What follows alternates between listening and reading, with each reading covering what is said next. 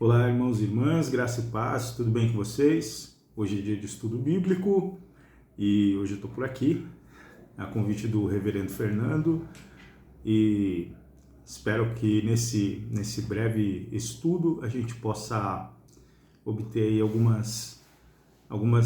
extrair algumas riquezas aí do texto bíblico, né? Então, nesse clima de Natal, de festas que nós temos, hoje a gente vai fazer a leitura do Cântico de Maria. Está lá no Evangelho de Lucas, capítulo 1, do verso 46 até o verso 56. E aí, se você tem a sua Bíblia aí, seja ela impressa ou digital, peço que você acompanhe aí ou faça a leitura aí comigo, tá bom? Vamos lá então. Cântico de Maria. Então Maria disse: A minha alma engrandece ao Senhor, e o meu espírito se alegrou em Deus, meu Salvador, porque ele atentou para a humildade da sua serva. Pois desde agora todas as gerações me considerarão bem-aventurada, porque o poderoso me fez grandes coisas. Santo é o seu nome. A sua misericórdia vai de geração em geração sobre os que o temem. Agiu com o seu braço valorosamente, dispersou os que no coração alimentavam pensamentos soberbos. Derrubou dos seus tronos os poderosos e exaltou os humildes. Encheu de bens os famintos e despediu os vazios os ricos. Amparou Israel, seu servo, a fim de lembrar-se da sua misericórdia, a favor de Abraão e de sua descendência para sempre, como havia prometido aos nossos pais. Maria permaneceu cerca de 3 meses com Isabel e voltou para casa. Até aí. Nós estamos há poucos dias aí, né, de comemorar o Natal. O Natal que é comunhão, é partilha, é reunião familiar, é ceia, mas é também a coisa principal, né, da qual a gente não deve se esquecer, e o motivo principal de nos reunirmos, né? O Natal representa o nascimento de Jesus. Isso sim é motivo de festa e verdadeira alegria. É muito bom, né, a gente estar junto das pessoas a quem nós amamos, né? Então, sejam elas pessoas do trabalho, da nossa família, sei lá, da faculdade, vizinhos e tudo mais. Gente da igreja, lógico, óbvio, né? E é momento de gratidão enquanto a gente se reúne, né, e reflete em todo o bem que Deus tem feito à sua igreja e a cada um de nós, né, individualmente. Então, no dia 25, né, comumente, geralmente, se Deus permitir, as famílias, eu acredito, as famílias da nossa igreja, né, cada um aí com seus familiares que conseguiu reunir aí distantes ou não, farão aquele almoço tradicional, né, ou aquela ceia, né, tradicional de Natal. A gente vai conversar, dar risada, comer bem, e é isso, mas afinal, né, se não for uma data comemorativa como essa, né, uma data importante, quando é que a gente consegue reunir a família toda, né? É muito difícil, por conta das pessoas que moram longe e tudo mais. Mas o Natal geralmente dá para as pessoas se encontrar, e isso é muito bom, né? A gente se abraçar e celebrar a vida. Bom demais. Bom, alguma questão aqui, né? Assim, a gente comemora no dia 25, mas a data ao certo ninguém sabe, né? E importa realmente saber qual é a data correta né? O horário em que Jesus nasceu, o tom da sua pele, as características físicas, do formato do seu rosto, ou talvez a cor dos seus olhos. Essas coisas realmente importam, como a gente tem visto pessoas levantarem, né, essas questões com grande esforço, né, a fim de problematizar a figura do Cristo e até mesmo a data, né, o Natal em si. Eu acho que essas questões são secundárias, né? Porque o que importa de fato é que nasceu o Salvador. E é isso que conta, é isso que importa pra gente. O Salvador nasceu. Se a gente for pensar bem, nós estávamos mergulhados em densas trevas. E aí a luz resplandeceu no meio dessas trevas do nosso ser. E essa luz que ilumina todo homem é Jesus Cristo. Ele resplandeceu e brilhou e iluminou tudo. E trouxe salvação. Salvação por quê, né? Porque nós estávamos perdidos aí, né? Mortos nos nossos delitos e pecados, né? E no Evangelho segundo Mateus, capítulo 1, um anjo aparece para José, né? Enquanto ele refletia, o anjo aparece para ele no seu sonho e diz o seguinte para ele lá no versículo 20, né? Como eu disse, enquanto ele refletia sobre isso, eis que lhe apareceu em sonho um anjo do Senhor dizendo: José, filho de Davi, não tenha medo de receber Maria como esposa, porque o que nela foi gerado é do Espírito Santo. Verso 21 agora. Ela dará à luz um filho, e você porá nele o nome de Jesus, porque ele salvará o seu povo dos pecados deles. A notícia do nascimento, ela é boa, né? Ela é muito boa, mas ela revela também a nossa condição de pecadores, né? E que somos incapazes de nos livrar dessa condição, a não ser que o próprio Deus providencie um escape para isso, né? O nome Jesus era comumente dado aos filhos, né, como uma esperança simbólica de que dessa tão aguardada salvação, né, que Deus enviaria com o Messias, de que esse Messias purificaria o seu povo e o salvaria da opressão. E curioso, né, isso de dar o nome de Jesus, né, como uma forma simbólica, né, dessa esperança, como se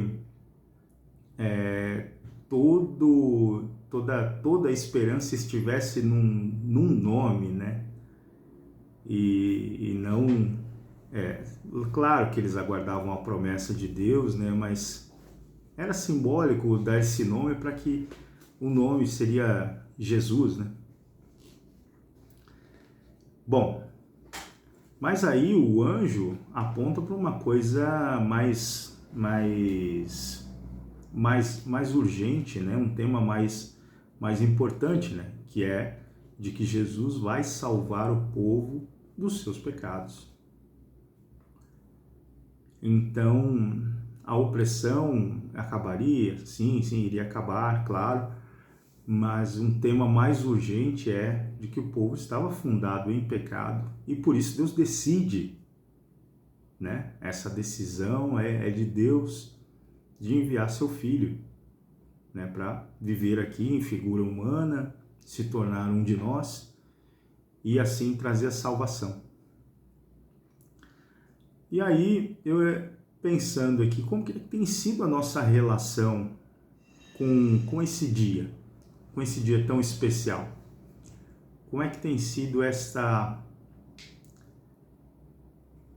espera dessa comemoração por essa data tão especial? Essa relação já está está enfraquecida, já está batida essa data, essa data está vazia de significado, ela é simplesmente uma data em que a gente come muito. Coisa para a gente pensar, né? Eu acredito que Maria compreendeu isso de uma forma especial, né? Como eu falei, é tudo isso aí que eu já falei antes, ou essa nossa relação coincidia, representa algo mais? E, como eu acabei de falar, Maria, acho que ela compreendeu, acredito que ela compreendeu isso de uma forma muito especial, né? Porque ela começa o seu cântico tendo como modelo, né, e a sua estrutura, um salmo de ação de graças, né? Baseado nisso.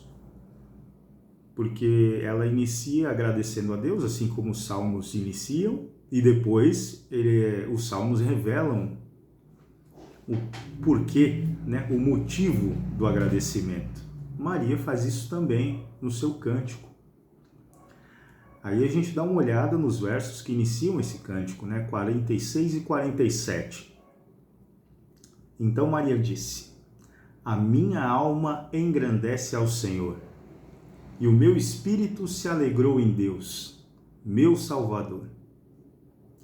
Notem aqui que ela não está dizendo os meus lábios engrandece ao Senhor, mas sim a minha alma e o meu espírito.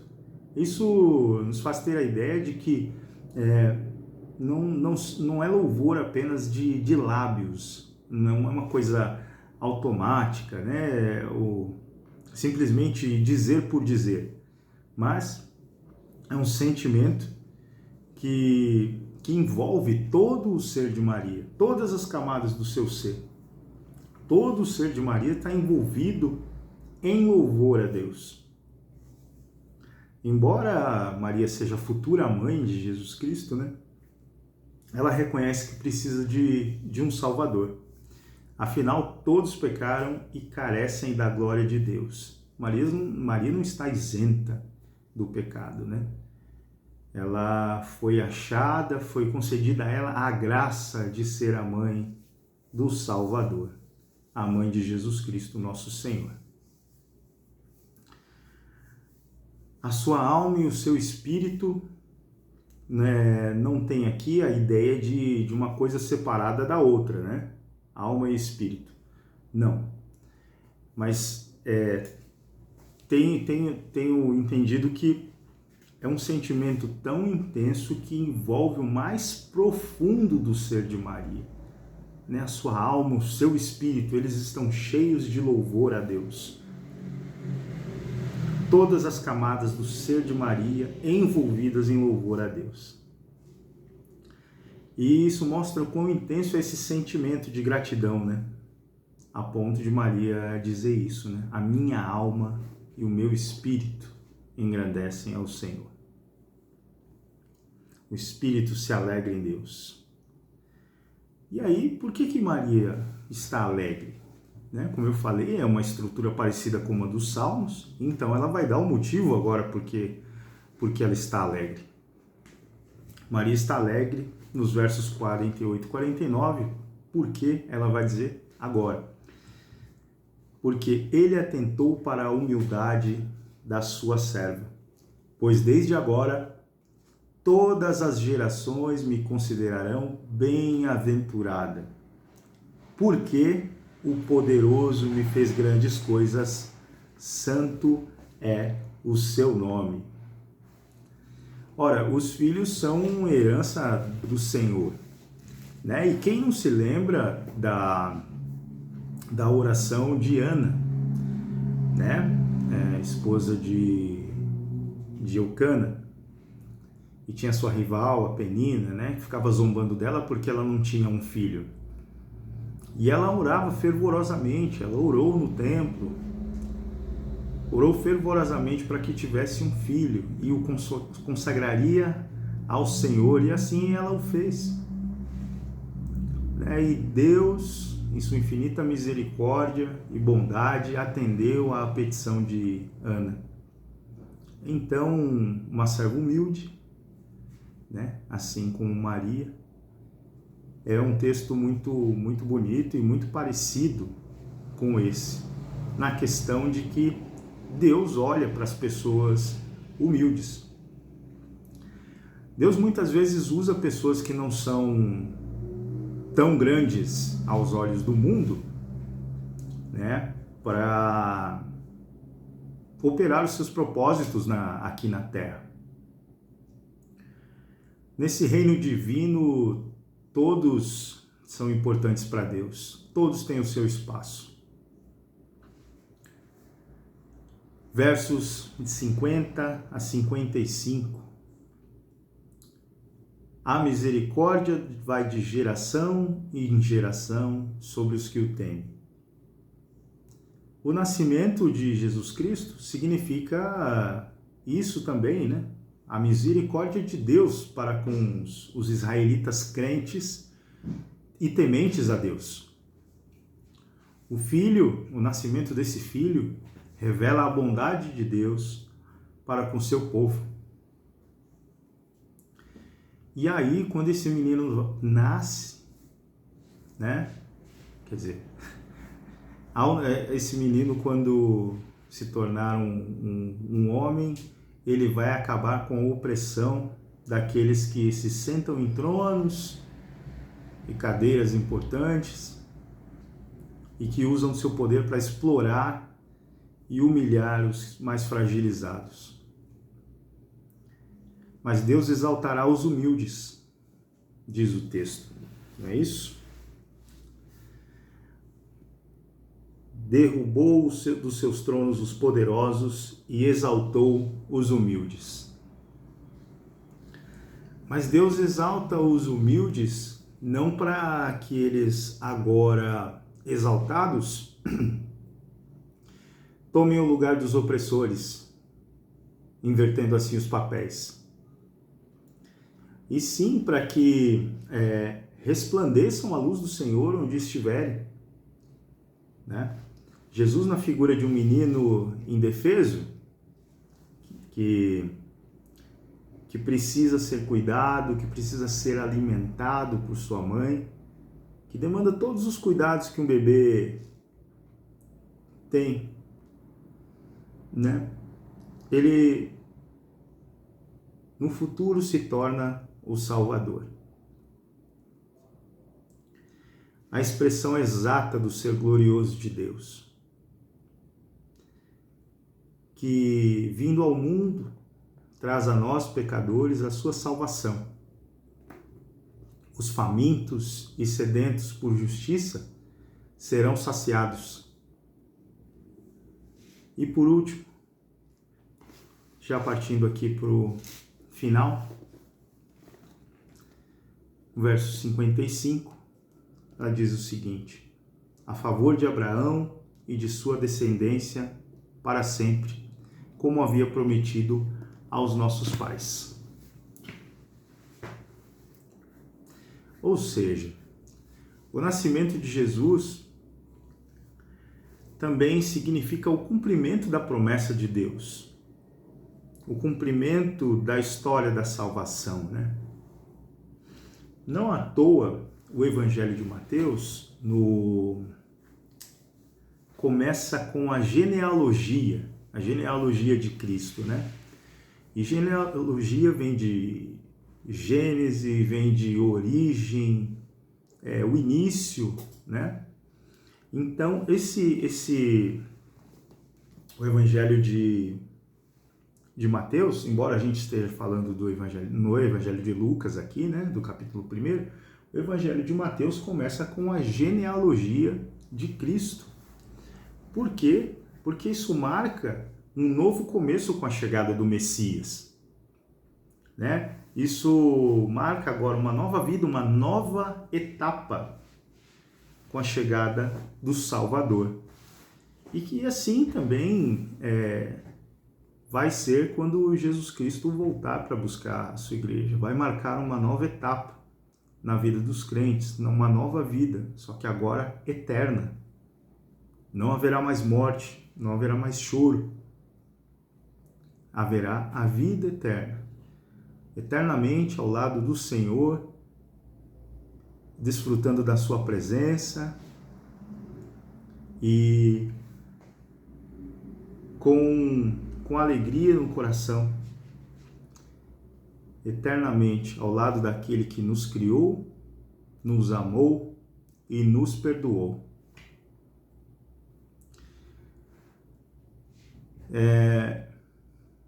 Irmãos e irmãs, depois disso, eu desejo que a nossa relação com essa data tão especial, essa data que é o Natal, é o nascimento de Jesus Cristo, eu desejo que essa nossa relação com essa data, com esse dia especial, seja diferente.